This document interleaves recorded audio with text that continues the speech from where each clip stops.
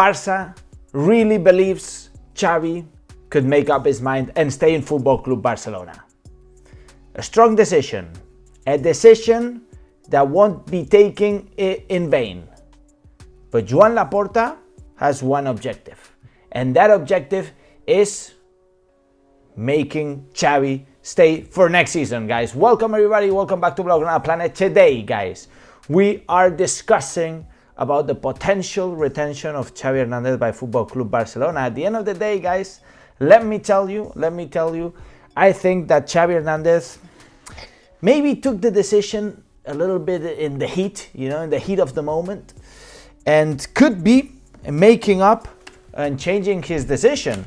In fact, Joan Laporta really believes there is a good possibility, and when I mean good, I'd say slim good, Of course, Xavi Hernandez was clear that he was departing 2 months ago. He said it in the press conference after losing against Villarreal at home in an unexpected defeat. And that's what makes me think, that's what makes me think that he took the decision a little bit in the heat, right? I mean, he said that right after the defeat, or maybe he was just waiting for a defeat or I don't know, a hit to the club, to the game, to his philosophy, to say that he was going to be departing. But certainly, Joan Laporta and company, the board of directors, are pressuring Xavi Hernandez to stay next season. And in fact, they have a good reason to try to do so and to believe that Xavi Hernandez could change up the future of Barcelona and how things are going. Because actually, since the announcement of Xavi Hernandez, the announcement of his departure, of course, 2 months ago, Barcelona has had a streak of 11 games without losing. 11 games without losing. That's the second best streak of the season. The best streak of the season without losing was 13 games. Therefore, 2 more games to come. Of course, we have a big challenge in 8 days. That's going to be traveling to Paris to face Paris Saint-Germain in the quarterfinals of the Champions League, which of course is another reason why Joan Laporta wants to believe in Xavi, in the future of Barça with Xavi, and of course try to convince Xavi Hernandez to stay, is the fact that we have qualified for the quarterfinals. Of course, La Liga is difficult, but we're still, showing up. We beat Atletico Madrid 0-3 in El Wanda Metropolitano.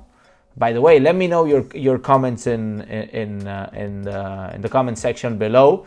I'm looking forward to what you guys have to say. Do you want Xavi to stay?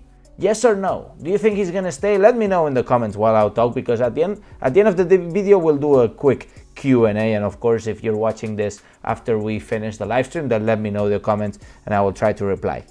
So, of course, there's been a clear improvement since Xavi's announcement 2 months ago. I think the players have released some of the pressure. In fact, Xavi has been taking most of the protagonism lately. Of course, everybody's talking about Xavi, the future of Xavi, and nobody's talking about the players anymore. They have no pressure, They have no pressure, which is good. And maybe it was a strategy from Xavi, who knows? Maybe this was all a gimmick for the press to start talking about Xavi and not the performance of the team. So, the team could release the pressure and perform better. But I don't think so. I think, of course, there was a little bit of this intention. Xavi was looking for a boost in the team to release the pressure, but of course, he's not going to fake his departure. I think it's pretty serious, right? But certainly Laporta believes that slowly, he could be changing Xavi's mind. Because at the moment, guys, the replacement of Xavi Hernandez is not so clear by Joan Laporta and company. In fact, the options available are not so attractive in terms of, the coaching level and also the economies, right? Because you need to balance these two things. You need to balance the fact that you need a top-level coach and the fact that you're broke. Xavi Hernandez was okay because, you know, he's not top level coach. I mean, right now, okay, he is, but he's not an experienced top level coach. But certainly you could pay him a little, not too much. It's not like you're bringing in Jurgen Klopp, who's going to earn, I don't know, 30 million per season. I don't know the numbers really, but, you know, I can assume that. But certainly the possibilities of Hansi Flick, we discussed about Hansi Flick. I know a lot of you are wanting Hansi Flick to arrive to Barcelona, even though I'm a little bit skeptic about his possible arrival, let me tell you, because, you know, well, he had one good season with Bayern Munich. The rest hasn't been great all his coaching career as an assistant coach and a coach in the German national team and the team before Bayern Munich. It wasn't great, you know. One great season with Bayern Munich, which I'd say Hansi Flick inherited a very good structured team from Pep Guardiola and some other coach. And it was the COVID year, which is, you know, a little bit weird of a year. But anyways, I'll give it to him. He won 6 titles. Okay, I'll give it to him. He has pressure football. Barcelona could fit, you know, could adapt this kind of style. It's not really Barca style what Hansi Flick plays. But anyways, Hansi Flick. There are doubts with the arrival of Hansi Flick. Doubts because he doesn't speak Spanish. Doubts because his English is not too fluent. Therefore, there wouldn't be too much communication with the team, with the youngsters. Guys, remember, Barça equals La Masia. You need to have communication with the youngsters. You need to motivate the youngsters. You know, you need to talk to the youngsters in order for them to understand the game, to grow. Is he going to be able to do it with their lack of Spanish and, you know, not speaking English so well? Well, there are doubts. And certainly this brings us back to Xavi. Reason why Laporta is pressuring Xavi. Of course, there are rumors now in regards of the possible future of Xavi. Apart from making up his decision, they're talking about maybe a gap year where he doesn't do anything so he can relax with his family. This guy is a millionaire. He can take a gap year if he wants. Or Ajax, you know, the Eredivisie team, the Dutch team, has come up as a possible option for Xavi, the future of Xavi. Ajax, in fact, doesn't have a coach for next season. The coach they have now is departing. They're not doing too well this year. They're 28 points away from the top, from the leader, which is PSV Eindhoven, PSV. And last year, Ajax lost the league, the Eredivisie, to Feyenoord. Therefore, they're looking for a change of airs, you know, change of style. And in fact, Xavi fits the criteria pretty well. It's a tiki-taka team, a team built on possession, a team that they want the game to be very dynamic, and also a team that's full of youngsters, such as Barcelona right now, pretty much, right? But anyways, the point is, Joan Laporta will do a lot, I don't know if everything possible, but a lot to try to convince Xavi Hernandez. And this is a clear symptom, guys. This is a clear symptom that the options available for Football Club Barcelona in terms of economies, financially, and in terms of real alternatives are slim. And are possibly not better than Xavi Hernandez right now. Or in fact, Joan Laporta and company have doubts on the possible substitution. Because right now, as I said, Hansi Flick situation is frozen. Most probably Barcelona has already told Hansi Flick that they're interested, but there's no advancements. And I assume that Deco, Laporta and company have been talking with other coaches. But certainly the fact that they're trying to convince Xavi makes me think and makes me wonder. Is the future without Xavi, the short-term future without Xavi, going to be difficult? Because it might be. It might be. And if we analyze the options, which we have done in this channel many times, It could be. Anyways, let's do a little quick Q&A, guys, as I always do. Let me know what you guys have to say. I see Henry Zulu, I see Basiru Gaye, I see Aljuma, I see Things or Swim, I see Jude, I see Wild Herb, I see Tommy Gunn says that makes sense.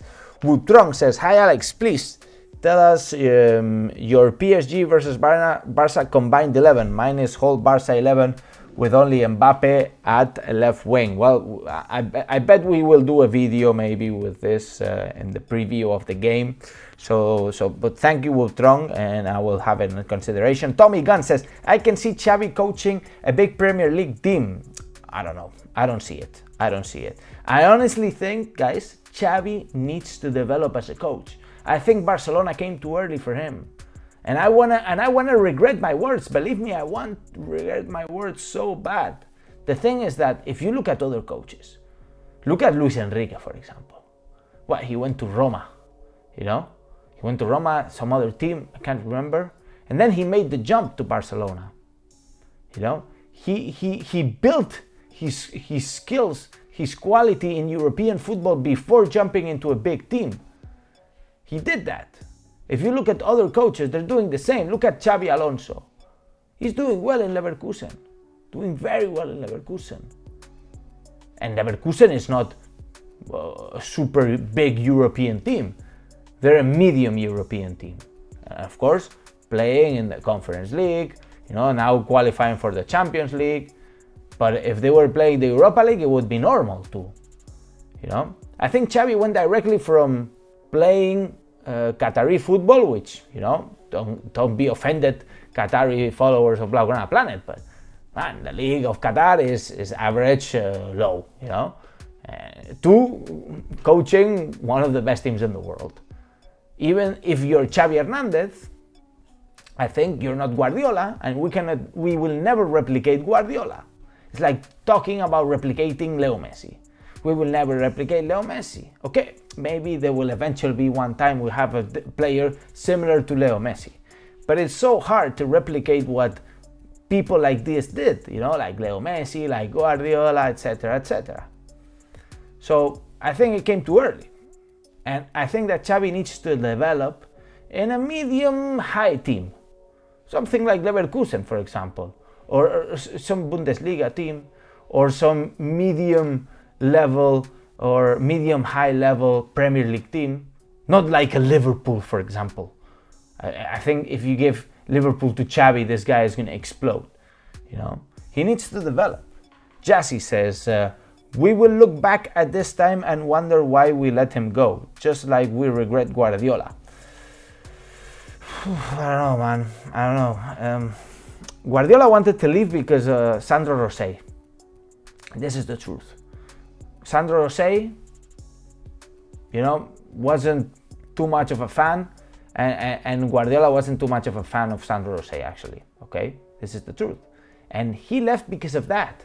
Because Joan Laporta is his great friends with Guardiola. He's the one who bet on him. He's the one who trusted him.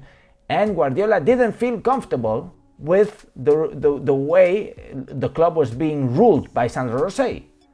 And eventually, he was damn right. Look at what eventually happened. Sandro Rosell gave the throne to Bartomeu, and Bartomeu destroyed the club. And Guardiola, believe me, he's the probably number one culé in the world, man. This guy is a believer. Anyways. Manuel Caetano says, Ajax is a good place for Xavi to develop, 100%. 100%, my friend, 100%. Ajax is a perfect place for Xavi to develop. And in fact, I would be horny, guys. I would be horny if I would be signing Xavi from Ajax onto Barcelona. You know?